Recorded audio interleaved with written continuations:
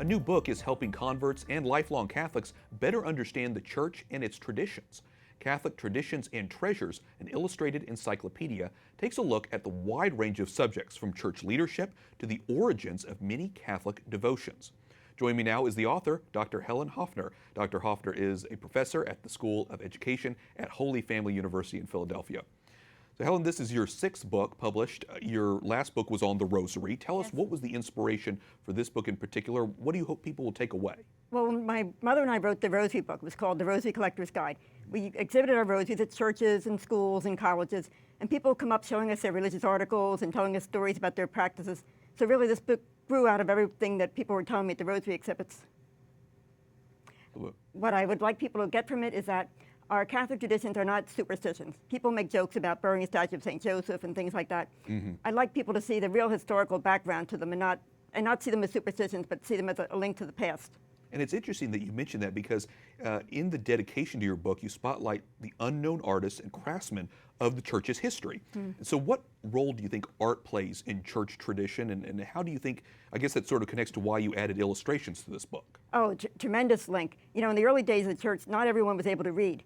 So many people learned their religion by looking at the stained glass images, and before that, holy cards. And it was really pictures that brought religion to most people. And I think it was the artists and craftsmen who did that for us. It's so fascinating. You know, your book explains the origins of certain Catholic customs. Let's talk about one of them. Asking St. Anthony to find lost items. This is a common prayer by Catholics. Where did that come from? And it was St. Anthony himself who did it first. St. Anthony was the head of a monastery. He had a very cherished book of Psalms, his Psalter, that he kept all his teaching notes and such in it. And when he lost it, he prayed to God to help him find it. And then all of a sudden, a novice there had been planning to steal the book. He decided to return it. So St. Anthony started it, and we're following his practice. Very cool. In your research for the book, was there anything that surprised you?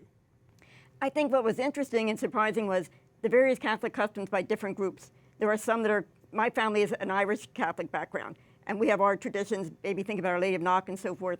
There are things like chalking the door on the Epiphany. That's very widely known among the Polish community, where maybe Catholics of other cultures don't know that one. It's so interesting to hear about how diverse Catholicism is in that sense. How do you think we as Catholics can use books like yours that obviously highlight history so much, but how can you think we can deepen our own spiritual lives? I think it gives us a link. And right now, when so many Catholics are questioning their faith, it's showing you that this is a real link to your past, either practices to the saints, and it helps us deepen our lives thinking about, in times of trouble, that we can rely on things like the Rosary. We can rely on the images that St. Joseph, St. Anthony gave us, and kind of know that our ancestors got us through these difficult times, and we'll get through them also. Well, I find this to be fascinating, church history as well as all the traditions and where they come from. Dr. Helen Hoffner, author of Catholic Traditions and Treasures, an illustrated encyclopedia. Thanks so much for joining us. My pleasure.